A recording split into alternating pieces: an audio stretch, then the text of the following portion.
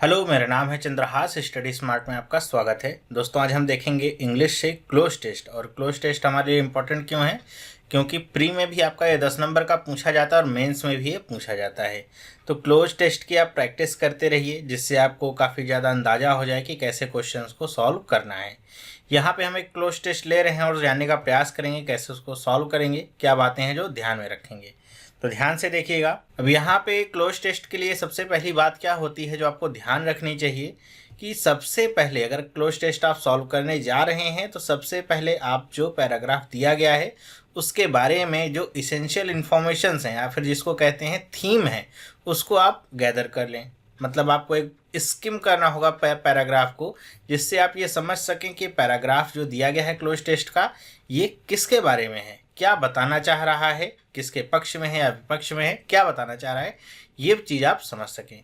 ये जब आप बात समझ जाते हैं तो आपको यहाँ पे पूरा पैराग्राफ पढ़ते हुए चलना होता है। ऐसे नहीं कि आप बीच से जहाँ पे आपको लग रहा है कि खाली स्थान है या फिर ब्लैंक है, वहीं या उससे 2-3 शब्द पहले आप पढ़ लीजिए और सोचिए वहाँ से आप आसानी से कर पाएंगे, तो ऐसा नहीं होगा। हाँ, ये थोड़ा सा आसान ऐसे हो सकता है कि अगर आप पैराग्राफ की प्रैक्टिस करते रहिए धीरे धीरे, तो आपके लिए बड़ी आसानी हो जाती है ये 10 नंबर प्राप्त करने में। तो यहाँ पे चलिए देखते हैं, आप पैराग्राफ को पढ़ सकते हैं। तो आप पैराग्राफ को जब पढ़ेंगे तो आपको ये समझ में आएगा कि ये किसी ने ऑर्डिनेंस के बारे में बात कर रहे हैं जो कि इंश्योरेंस सेक्टर से रिलेटेड है, जिसमें जो फॉरेन कैपिटल है उसको बढ़ाने की बात कर रहे हैं और उसको लागू करवाने में, ऑर्डिनेंस को पास करवाने में कैसे किसकी नीड की ज़रूरत है। तो ये है सारी बातें यहाँ पे हो रही हैं ताकि हमारा जो कैपिटल है या फिर कह लीजिए फॉरेन इन्वेस्टमेंट है वो और बढ़ सके। तो ये सारी बातें यहाँ पे कही जा रही हैं। तो अब इन सारी बातों को लेकर के अब हम चलिए देखते हैं कैसे हम इसको फिल करते हैं। ध्यान रखिए, यहाँ पे आपको मोस्ट सुटेबल वर्ड फिल करने होंगे, मतलब जो एकदम से सही होते हैं वही सारे शब्द आपको फिल करने होंगे। तो चलिए पढ़ते हैं हम। लिखा क्या हुआ है देखिए, सबसे पहली लाइन से, the ordinance to raise the foreign capital cap in insurance from 26% to 49% is not the best way to do it. कह रहे हैं कि जो फॉरेन कैपिटल कैप है इंश्योरेंस सेक्टर में, जिसको बढ़ा करके 26% से 49% किया जा रहा है, ये उसे करने का सबसे सही तरीका नहीं है। एज इट, फिर यहाँ पे खाली स्थान है, द पार्लियामेंट्री, फिर यहाँ पे दूसरा खाली स्थान है। तो यहाँ पे पहले गैप में क्या भरा जाएगा? तो आपको ये समझ में आ गया कि यहाँ पे जो भी काम किया जा रहा है वो सही नहीं है, मतलब वो जो बेस्ट तरीका है उसको नहीं अपनाया जा रहा है। तो एज इट तो नकारात्मक शब्द है, तो यहाँ पे अगर हम भरते हैं शब्द क्या, एज इट इनकरेजेस, तो ये मेरे ख्याल से आपका सही शब्द नहीं होगा कि ये किसी तरीके से इनकरेज करेगा पार्लियामेंट्री जो भी डिसीजन होगा या फिर जिसकी भी बात करी जाएगी, यहाँ पे उसको किसी तरीके से इनकरेज नहीं कर सकता है। दूसरा ऑप्शन आपका क्या कहता है, सरकमवेंट्स। सरकमवेंट्स का मतलब क्या है, एज इट सरकमवेंट्स अगर आप कहते हैं तो इसका मतलब होता है गतिरोध उत्पन्न करना या फिर कह लीजिए धोखा देना, कि जो भी हमारी संसद है या फिर जो संसद की प्रणाली है उसको धोखा देने वाला हो सकता है। तो ऐसा हम कह सकते हैं कि हाँ, बी वाला ऑप्शन कहीं ना कहीं कुछ हद तक आपका सही हो सकता है। सी वाला ऑप्शन देखिए क्या है, हुडविंग्स। हुडविंग्स एज इट हुडविंग्स द पार्लियामेंट्री, और यहाँ पे डैश है तो यहाँ पे हुडविंग्स का इस्तेमाल किया जा रहा है। तो हुडविंग्स का मतलब होता है डिसीव करना या फिर ट्रिक करना, या फिर हुडविंग्स का अगर प्रॉपर शब्द अगर देखा जाए इस्तेमाल तो ऐसा हो कि अगर कोई फॉल्स अपीयरेंस दिखाए, मतलब अगर आपके सामने किसी और के नाम से कुछ प्रस्तुत किया जाता है तो उसे क्या कहा जाएगा, हुडविंग्स। ठीक है। इवेट्स का मतलब क्या होता है, बचना, मतलब किसी भी चीज़ से एस्केप होना, अपने आप को बचाना, तो होता है इवेट्स। तो यहाँ पे लिखा हुआ है एज इट इवेट्स द पार्लियामेंट्री, तो मेरे ख्याल से सही नहीं होगा। ई तो आपका क्या है, एड इज हेल्प्स, तो हेल्प्स मेरे ख्याल से सही नहीं होगा क्योंकि ये पहला और जो आखिरी शब्द है काफ़ी पॉजिटिव सेंस के शब्द हैं, तो इस्तेमाल नहीं हो सकते हैं। बाकी के जो 3 शब्द हैं आपके नेगेटिव सेंस के ही शब्द हैं, इन्हीं तीनों में से कोई एक इस्तेमाल होगा। लेकिन अभी कौन सा इस्तेमाल होगा ये मुझे एकदम एग्जैक्ट नहीं पता है, क्योंकि मुझे यहाँ पे दूसरा जो ऑप्शन है इसके बारे में नहीं पता चल रहा है। तो यही आपको बताना है कि जब तक आपको एकदम प्रॉपर आइडिया ना हो सके कि यहाँ पे क्या बात कही जा रही है, क्या हो सकता है, तो आप ऐसा नहीं कि पहले ऑप्शन को लेकर के ही टिक कर दीजिए। जिस भी ऑप्शन को आपको लग रहा है कि यहाँ पे कुछ ना कुछ पॉसिबिलिटी है, समझ नहीं आ रहा है, तो उसको आप सेव कर लीजिए रिव्यू के तौर पे, ताकि आप जब पूरा कर लें तो उसको एक बार रिव्यू कर लें। क्योंकि हो सकता है आगे जब आप पूरे पैराग्राफ को पढ़ेंगे तो आपको उसके बारे में हिंट जरूर मिल जाएगा कि वहाँ पे क्या सही ऑप्शन होगा। तो इसको मैं ऐसे ही यहाँ पे छोड़ता हूँ और दूसरे ऑप्शन पे चलता हूँ कि यहाँ पे जो भी होगा, चाहे वो गतिरोध उत्पन्न करेगा, धोखा देगा या फिर बचने का प्रयास करेगा, क्या होगा, पार्लियामेंट्री और उसके बाद जो शब्द है उसको अगर देखिए तो पार्लियामेंट्री क्या है यहाँ पे, तो यहाँ पे पहला ऑप्शन लिखा गया मेथड, तो पार्लियामेंट्री मेथड नहीं होता है, तो ये जो आपका दूसरा वाला ऑप्शन, ये जो दूसरे में पहला है ये आपका क्या है, गलत। और दूसरा ऑप्शन यहाँ पे क्या है, पार्लियामेंट्री प्रोसीजर। पार्लियामेंट्री प्रोसीजर शब्द आपने बहुत बार सुना होगा, देखा होगा। इसका मतलब क्या होता है कि पार्लियामेंट्री प्रोसीजर का मतलब कि जो एथिक्स होते हैं, जो रूल्स होते हैं किसी भी संसद के, पार्लियामेंट के, उसको कहा जाता है पार्लियामेंट्री प्रोसीजर्स। तो अगर हम पहले ऑप्शन को यहाँ से लिंक करें कि एज इट, अगर हम चलते हैं यहाँ पे देखें तो क्या लिख रहा है, सर्कमवेंट्स, कि ये क्या गतिरोध उत्पन्न करता है, किसमें, पार्लियामेंट्री प्रोसीजर में। तो पार्लियामेंट्री एथिक्स और रूल्स का हम भंग कर सकते हैं, बल्कि उसमें किसी भी तरीके का गतिरोध उत्पन्न नहीं कर सकते हैं। जैसे कि अगर कोई रूल होता है तो उसको हम तोड़ सकते हैं, ठीक है, लेकिन उसमें गतिरोध नहीं उत्पन्न कर सकते हैं। यहाँ पे ऑर्डिनेंस की बात हो रही है, तो मेरे ख्याल से जो प्रोसीजर शब्द है वो आपका सही नहीं होगा। तो यहाँ पे सी वाला जो ऑप्शन है, देखिए क्या है, इनएक्शन। इनएक्शन का मतलब एकदम अनिच्छा हो किसी भी काम को ना करने की। तो यहाँ पे अगर देखते हैं कि एज इट सर्कमवेंट्स या फिर कोई भी गतिरोध उत्पन्न करना, इवेट्स द पार्लियामेंट्री इनएक्शन, तो इससे आपका जो शब्द है वो क्या हो जाता है, एकदम अपोजिट हो जाता है। इनएक्शन, यहाँ पे पार्लियामेंट्री इनएक्शन की बात नहीं हो रही, यहाँ पे पार्लियामेंट्री किसी प्रोसीजर की बात हो रही है या फिर पार्लियामेंट के काम करने के तरीके के बारे में बात हो रही है। तो सी वाला ऑप्शन भी आप क्या कह सकते हैं, गलत है। यहाँ पे इनएक्शन हो गया, मतलब टोटली ही अपोजिट। डी वाला देखिए क्या है, प्रोसेस, कि पार्लियामेंट्री प्रोसेस में किसी भी तरह का गतिरोध उत्पन्न होगा। तो हाँ, ये आपका शब्द आपको कुछ ना कुछ सही लग रहा है कि यहाँ पे अगर पहले ऑप्शन को देखें तो यहाँ पे आपको ये समझ में आता है कि ये जो ऑर्डिनेंस है इसको जिस तरीके से पास कराया जा रहा है वो सही तरीका नहीं है, क्योंकि यहाँ पे एज इट सर्कमवेंट्स, हुडविंक्स या इवेट्स। तो इवेट्स का मतलब तो हो गया स्केप होना, तो यहाँ पे स्केप की बात नहीं की जा रही, बचा नहीं जा रहा है, या तो सर्कमवेंट्स हो गया तो हुडविंक्स होगा। तो अब अगर हम यहाँ पे देखें बेस्ट सुटेबल वर्ड की सर्कमवेंट्स और हुडविंक्स में, तो मेरे ख्याल से जो आपका सर्कमवेंट्स है ये आपका बेस्ट सुटेबल वर्ड है, क्योंकि इसका मतलब क्या होता है, किसी भी तरीके का गतिरोध उत्पन्न करना, ठीक है, किसी भी काम के बीच में उसको रोक देना या फिर उसको अलग तरीके से करना जिस तरीके से परमिट ना हो, ऐसे, तो उसको कहा जाता है सर्कमवेंट्स। तो आप बी वाले ऑप्शन को टिक कर सकते हैं ऑप्शन के तौर पे पहले। और दूसरे वाले ऑप्शन में क्या है कि ये किसको सर्कमवेंट करेगा, पार्लियामेंट्री जो प्रोसेस होगा, मतलब जिस तरीके से, जिस ढंग से संसद चलती है या फिर जिस ढंग से संसद काम करती है उसके प्रोसेस में क्या करेगा, गतिरोध उत्पन्न करेगा। तो यहाँ पे आपका कौन सा ऑप्शन सही हो जाएगा, डी वाला ऑप्शन ये सही हो जाएगा, ठीक है। ग्रोथ के बारे में तो आप सोच ही नहीं सकते हैं, यहाँ पे किसी भी तरीके की पार्लियामेंट्री ग्रोथ के बारे में बात हो रही है, ठीक है, तो आप इसको वैसे ही कट कर सकते हैं। तो डी वाला ऑप्शन इसमें से भी सही हो जाता है। तो आपको समझ में क्या आता है कि ऐसा जरूरी नहीं कि एक बार में आपको सारी चीज़ें पता चल सके, कई बार आपको यहाँ पे लिंक देखना पड़ता है कि क्या लिंक हो रहा है शब्द, किसका क्या अर्थ निकल रहा है। बहुत सारे लोग इसमें पार्लियामेंट्री प्रोसीजर लगा के चले आएंगे, जबकि प्रोसीजर और प्रोसेस दोनों अलग अलग चीज़ें यहाँ पे हो जाती हैं अगर अर्थ को देखा जाए और थीम को देखा जाए तो। आगे पढ़िए क्या लिखा हुआ है, presumably however US president Barack Obama's visit explains the government's tearing hurry. मतलब यहाँ पे बताने की कोशिश कर रहे हैं कि संभवतः, हालांकि जो बराक ओबामा है यूएस के प्रेसिडेंट, उनकी जो विजिट है उसी से ये पता चल रहा है कि गवर्नमेंट कितना ज़्यादा हरी में है। हरी मतलब टेयरिंग हरी का मतलब किसी भी काम को जल्दी से जल्दी खत्म करने की जल्दीबाजी में है कि कैसे हम जल्दी से जल्दी इस काम को खत्म कर दें। तो गवर्नमेंट इस बात को लेकर के हरी में है कि बराक ओबामा की विजिट होने वाले, हो सकता है उनको इम्प्रेस करना चाह रही हो। तो यहाँ पे फिर आगे पढ़िए क्या है, New Delhi wants to show that it is resolute in dash reforms.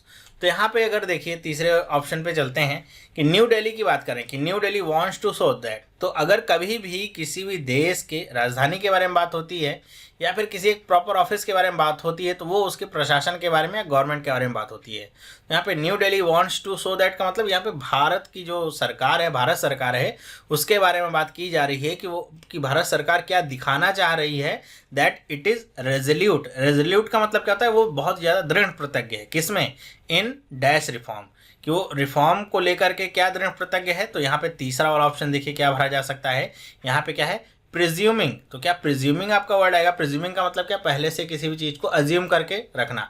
तो प्रिज्यूमिंग रिफॉर्म को लेकर के वो एब्सोल्यूट है क्या, या बहुत ज़्यादा रेजोल्यूट है क्या, नहीं। फिर क्या है, एग्रेसिव रिफॉर्म। तो एग्रेसिव रिफॉर्म को लेकर के वो क्या बहुत ज़्यादा रेजोल्यूट है, दृढ़ प्रतिज्ञ है, नहीं। सी वाला ऑप्शन देखिए क्या है आपका एकदम सही बैठता है। आपने इस शब्द को भी बहुत बार सुना होगा, पुशिंग रिफॉर्म।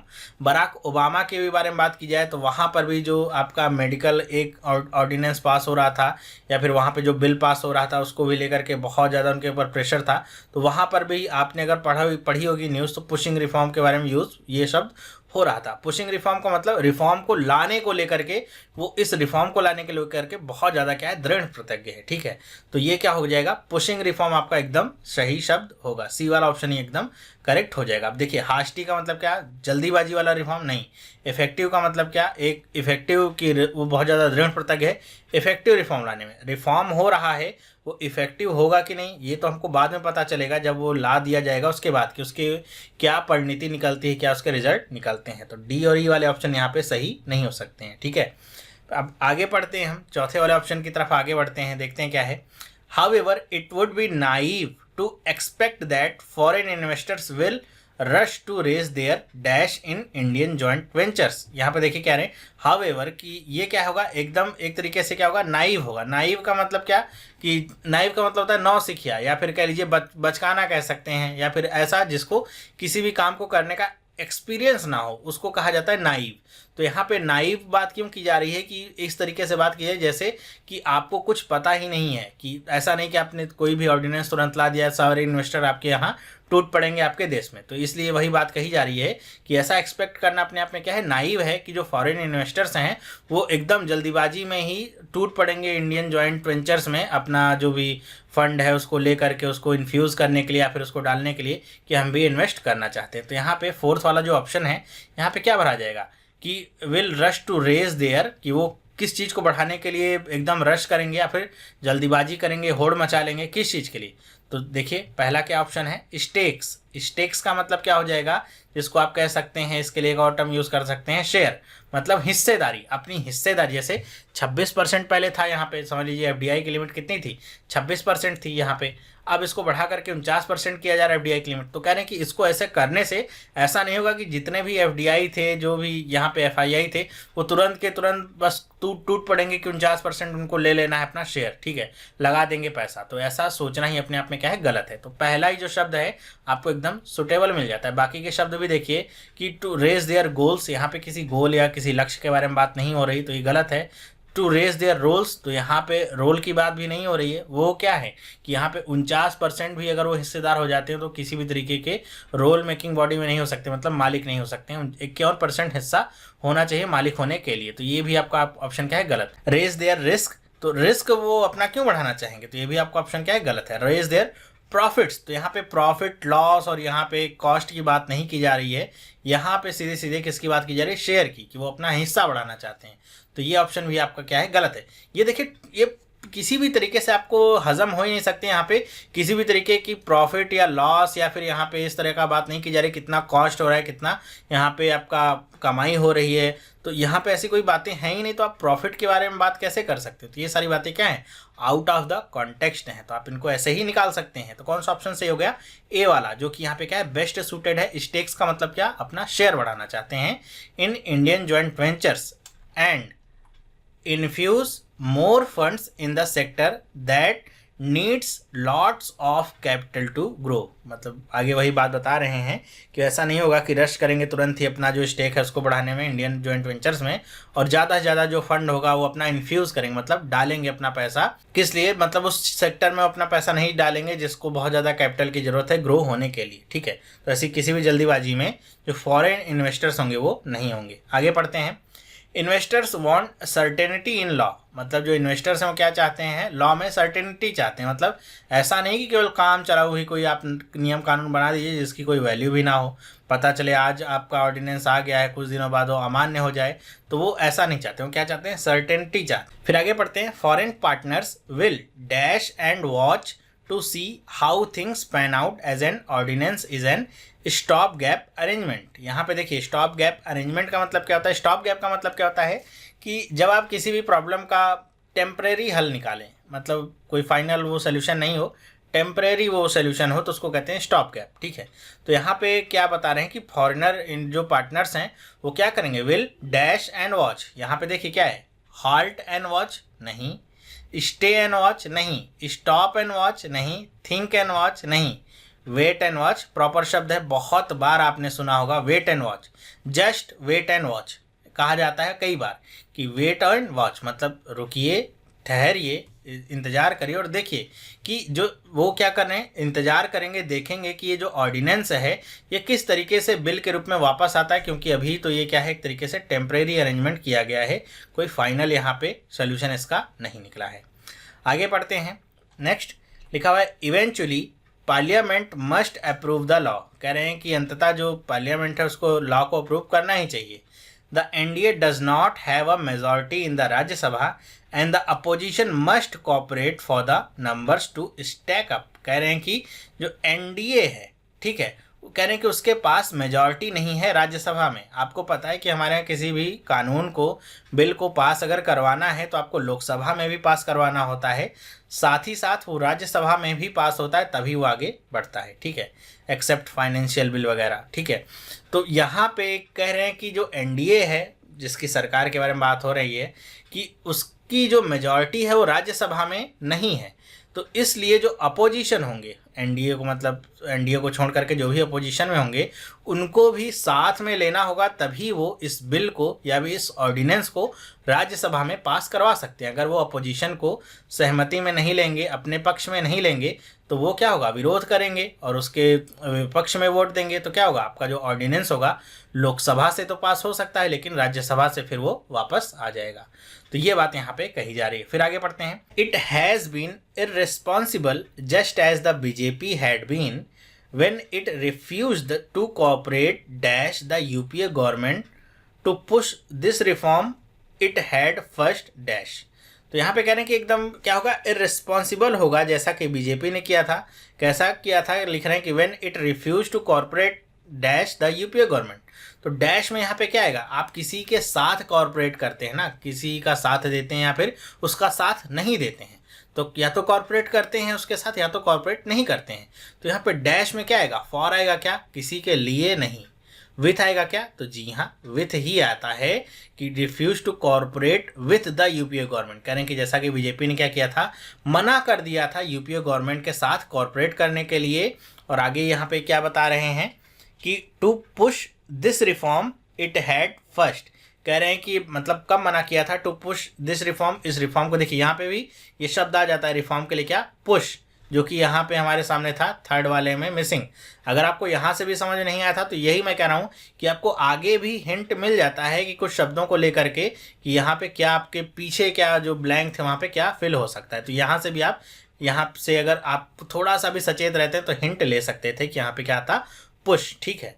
तो यहाँ पे कह रहे हैं कि जब यूपीए गवर्नमेंट ने इस रिफॉर्म को पुश किया था तो रिफॉर्म इट हैड फर्स्ट, जब ये क्या आया था, पहली बार अस्तित्व में आया होगा। मतलब कोई भी ऑर्डिनेंस होता है, बिल होता है, तो जो लोकसभा होती है उसमें क्या किया जाता है, लोकसभा या राज्यसभा जो भी कह लीजिए, वहाँ पे क्या किया जाता है, प्रस्तुत किया जाता है। हिंदी का शब्द है कि कोई भी बिल लोकसभा में प्रस्तुत किया गया, मतलब क्या किया जाता है, उसको प्रपोज किया जाता है। तो बहुत सीधा सा सटीक सा आंसर है। तो यहाँ पे प्रेस्ड नहीं होगा, इंटेंडेड नहीं होगा, एक्सपेक्टेड नहीं होगा, डी वाला ही क्या होगा, प्रपोज्ड। तो देखिए थोड़ा सा कॉमन सेंस भी अगर आपको है, थोड़ी सी नॉलेज है, तो आप यहाँ से डायरेक्ट इसको कर सकते थे, ठीक है। एक आध ऐसे मिल जाएंगे आपको जो काफ़ी आसान होंगे।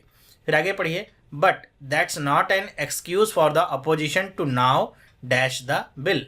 कह रहे हैं कि लेकिन अब ये अपोजिशन का मतलब यूपीए के बारे में बात करें कि अब ये अपोजिशन के लिए कोई किसी भी तरह का बहाना नहीं हो सकता है to now dash the bill.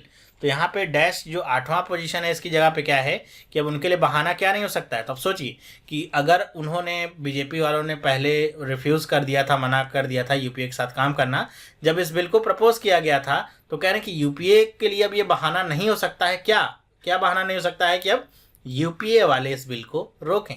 तो यहाँ पे क्या शब्द आएगा, देखिए, टू इंटरसेप्ट द बिल। तो ये शब्द आपका क्या होगा, गलत होगा। टू प्रिसीड द बिल, नहीं। टू ब्लॉक द बिल, तो जी हाँ, कि इस बिल को ब्लॉक करना ये इनके लिए बहाना नहीं हो सकता है, क्योंकि ऐसा नहीं कह सकते कि बीजेपी वालों ने पहले किया था तो इसलिए हम ये कर रहे हैं। क्यों, इसके बारे में भी आगे पढ़ते हैं। The select committee has already dash the amendments to the insurance law. कह रहे हैं कि जो सिलेक्ट कमेटी है उसने पहले ही डैश क्या किया है, amendments to the insurance law. यहाँ पे क्या किया है सेलेक्ट कमेटी ने, उसके बारे में चर्चा कर रहे हैं। पहला शब्द है वेटेड, वेटेड द अमेंडमेंट्स।